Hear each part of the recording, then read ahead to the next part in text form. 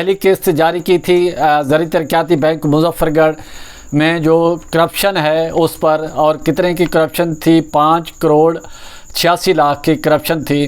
اور صرف کیشیئر پر یہ ذمہ داری ڈالی گئی، حالانکہ وہاں پر جو زونل چیف ہوتا ہے اور وہ بھی اس کا ذمہ دار ہوتا ہے کہ اتنی بڑی جو ٹرانزیکشن ہوتی ہے اس پر زونل چیف کے بغیر یہ کیسے سارا ممکن ہوا، اور یہ سارا سلسلہ جڑتا یہ اسلام آباد تک پہنچتا ہے۔ تو اسلام آباد میں جو ذمہ داران ہیں زرعی ترقیاتی بینک سے، ان سے بھی ہمارا رابطہ ہوا ہے، انہوں نے آگے کیا جواب دیا ہے یا کیا پروسیس شروع کرنا چاہتے ہیں وہ بھی ہم آپ کی نظر کرنا چاہیں گے کہ وہ کیا کرنے والے ہیں عن قریب۔ تو سب سے پہلے بات کریں زرعی ترقیاتی بینک مظفر گڑھ میں 5,86,00,000 کا جو فراڈ ہوا ہے، کرپشن ہوئی ہے، تو اس کا ذمہ دار صرف کیشیئر نہیں ہے، حالانکہ جو زونل چیف ہے محمد حفیظ میرانی جو، اور زونل آپریشن منیجر مختلف جو برانچوں کا وزٹ کرتے رہتے ہیں اور سارا چیک کرتے رہتے ہیں، اور برانچ منیجر جو ہے اور اکاؤنٹ افسر ان کے پاس جو ہے وہ پاسورڈ ہوتا ہے، اور ان کی اجازت کے بغیر کوئی بھی پاسورڈ یوز نہیں کر سکتا۔ وہ اگر کسی کو پاسورڈ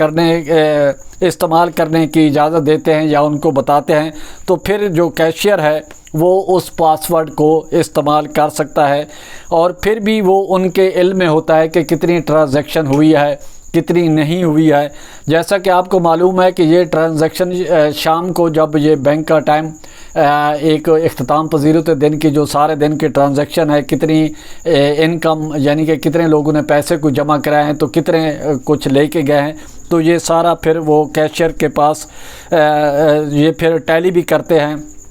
اور بغیر اس کے یہ ہو ہی نہیں سکتا۔ جیسے منیجر جو ہے ناصر شاہ اور اکاؤنٹنٹ افسر جو ہے محبوب حیدر، یہ بھی ان کی منظوری ہوتی ہے، اور اس کے علاوہ ایک آڈٹ ہوتا ہے انٹرنل ہر بھی کسی ادارے کا، اس کو ڈپارٹمنٹل آڈٹ کہتے ہیں، تو اس میں ہوتا ہے، اور اس میں جو ڈائریکٹر آڈٹ ہے ملتان، یہ سارا اس کو چیک کرتا ہے محمد یونس، جو ہر 6 ماہ آڈٹ ہوتا ہے بینک کا، اور آڈٹ والے بھی کیا اس میں ذمہ دار، ظاہر ہے آڈٹ والے بھی جو ذمہ دار اس میں آتے ہیں ان کی بھی ذمہ داری بنتی ہے، اور سب سے جو اہم کام ہے RGM ملتان،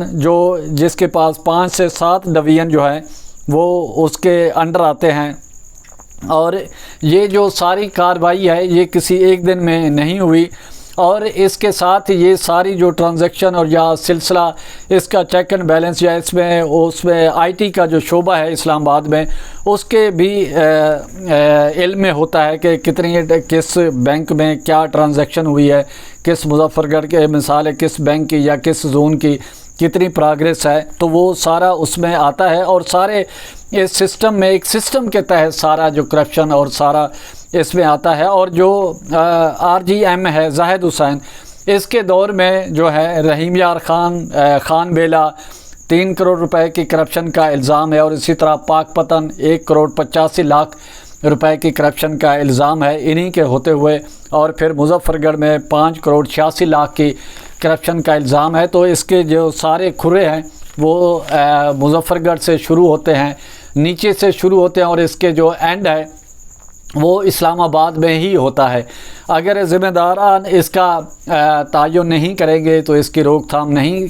کریں گے کرپشن کی، فراڈ کی، اگر اسی طرح یہ چلتا رہا تو پھر لا محالہ یہ بھی پاکستان سٹیل مل کی طرح ایک ادارہ بن جائے گا، زبوں حالی کا شکار ہوگا، ملازمین کو نکالا جائے گا، پھر اس کی باتیں ہوں گی کہ اس کو پرائیویٹائز کر دیں۔ اور ابھی یہ سلسلہ شروع ہوا ہے، اور چیئرمین زرعی ترقیاتی بینک کے اس سے بھی بات ہوئی ہے، وہ اس پر آگے کیا کرنے والے ہیں وہ آپ کو آئندہ جو قسط ہے اس پر ہم آپ کو بتائیں گے کہ اسلام آباد میں اس حوالے سے کیا ہونے جا رہا ہے، کیا سوچ و بچار ہو رہی ہے۔ تو اس کے بعد پھر اگلا جو ٹارگٹ ہے وہ ہوگا پارلیمنٹ کے جو بجٹ سے اس میں سے جو پیسے نکلتے ہیں وہ کہاں جاتے ہیں، پھر جو قائمہ کمیٹی ہوتی ہے متعلقہ ڈپارٹمنٹ سے متعلق ایگریکلچر، فوڈ اینڈ ایگریکلچرل یا پھر فائنانس کی کمیٹی جو ہوتی ہے، اس میں پھر یہ معاملہ آ جائے گا اور اس میں جو مزید ذمہ داران ہیں ان کو بے نقاب کیا جائے گا۔ اسی کے ساتھ پرچار کی ٹیم کو اجازت دیں۔ گرد و نواح کا خاص خیال رکھیں، لوگوں کے لیے آسانیاں پیدا کریں۔